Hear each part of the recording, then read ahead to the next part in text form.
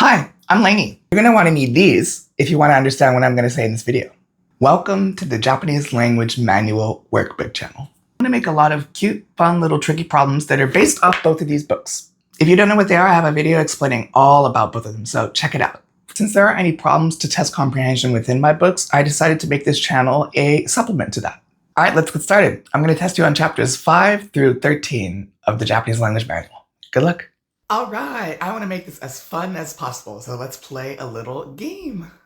I wanted to incorporate a point system for this little test. So if you find one incorrect sentence, you'll get 5 points. If you find one incorrect sentence and explain why it's incorrect, you'll get 10 points.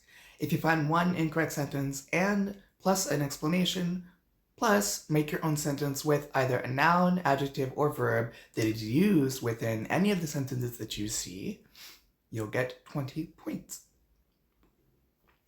So here's a little example. You find one incorrect sentence. 彼が面白かった. That equals 5 points. But for example, if you find one incorrect sentence and do a little explanation as to why it's incorrect, 好きの人. 好き is a non-adjective, so you must use na, not no to modify the noun. You'll get 10 points. If you find an incorrect sentence and write an explanation as to why it's incorrect, and make your own sentence using one of the verbs in any of the incorrect sentences, you'll get 20 points. I'm not going to read that since it's a little bit long. So there's a small example. You find 2 incorrect sentences, but you don't provide an explanation as to why they're incorrect, you'll get 10 points for that. But if you find 2 incorrect sentences, one you don't really know how to explain why it's incorrect, but one you do know how to explain why it's incorrect, you'll get a total of 15 points. All right, find the incorrect sentences and rewrite them correctly. The point of it is supposed to be a game, so I'm going to go through it a little bit fast, but feel free to pause at each sentence if you don't understand. Good luck. 彼女は面白い。彼がかっこいい。木が高いじゃない。背が低いじゃない。猫もがめっちゃ可愛い。その人がかくなかった。この人は暑かった。鳥が飛んだ。キリンがある。イルカがいない。カバンじゃなかった。空はきれいだ。その像は起きなかった。虫が入らない。かっこいい人が来たった。有名な犬だった。綺麗な人が感じたった。強い人は負けない。小さな虫が入らなかった。風くなかった。火が消えない。ワニだ。あの人が話しなかった。これ読めない。Alright, let's go over the answers together. 木が高いじゃない。Takai is an E adjective, so if you want to negate it, you have to take out the E, attach kunai, and it becomes takakunai. Ki ga takakunai. Tree not tall. There's more info on this in my books. Next, se ga hikui janai. Same as takakunai, you cannot attach janai to a E adjective. If you want to negate it, you have to take away E, attach kunai, and it becomes hikukunai. Se ga hikukunai. Not short in height. Next. Nekomo ga kawaii. This one was interesting. I purposely put 2 particles together to make a little bit of a tricky question. Let's go over the answer. The first one, you can attach mo and it becomes neko mo kawaii. So cat, also cute. The second one, you can attach ga and the meaning changes and it becomes neko ga kawaii. Cat is the one who cute. If you're still kind of confused about the mo and ga particles, I go over them in depth in chapters 6 and 7.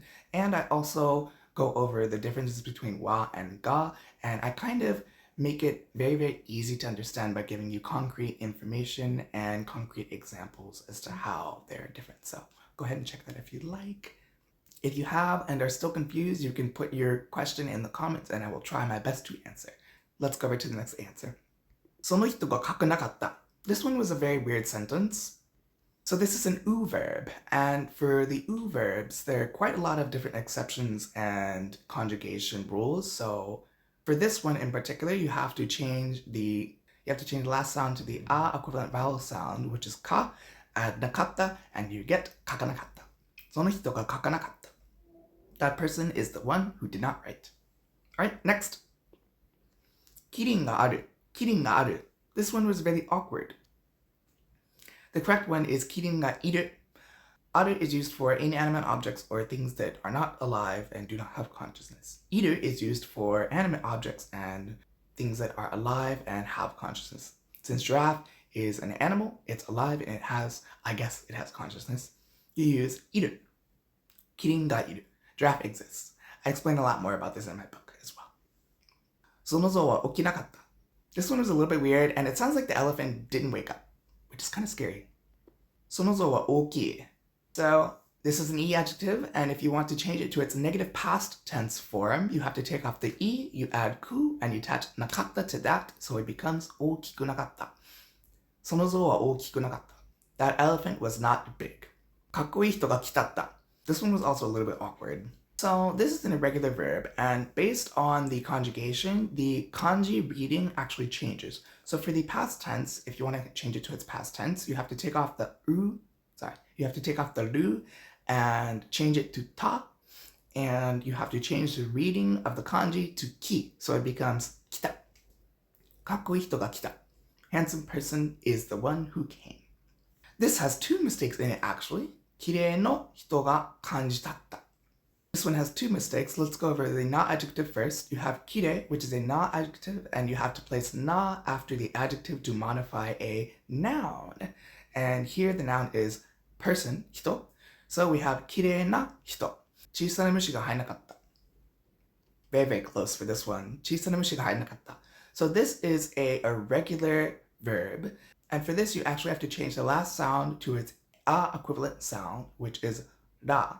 And you attach nakatta to that. And so it becomes hairanakatta. Chisana mushi ga hairanakatta. Small bug did not enter. Kajaku nakatta. This one was a little bit awkward. So there's actually an extra hiragana in here, ku, and that's not supposed to be there. So all you gotta do is take that out, and you have nakatta, and the correct version is janakatta, which is the past tense negative form, and you attach that to your noun, mosquito, which is ka, and you have ka janakatta. Was not mosquito. Next. Ano hito ga hanashi nakatta. This sounds correct, but unfortunately it is not correct. So hanasu is an u verb, and if you want to change it to its past tense negative form, you have to take the last vowel and change it to its a equivalent sound, which is sa, and attach nakatta to that, so you get sanakatta. And the full correct verb would be hanasanakatta. So our sentence would be, ano hito ga hanasanakatta. That person is the one who did not speak. Next, これ読めない. So for this, it's also a u verb. Gosh, I love my u verbs. And you have to change the last vowel into its a equivalent sound, which is ma, and then you attach nai to that, and the full verb would be yomanai. So the correct sentence would be これ読まない. Will not read this. Alrighty, I wonder how many correct answers you guys got. Congratulations on finishing this small little test. Comment on how many points you got below. I'll pick one random person with a lot of points, and that person will get their name written on my Top Learners t-shirt and have their comment pinned in the YouTube channel. This is the t-shirt that I have. You'll have your name written somewhere on it, and you'll have your comment pinned in the YouTube comment section. Thanks for watching. See you in the next video.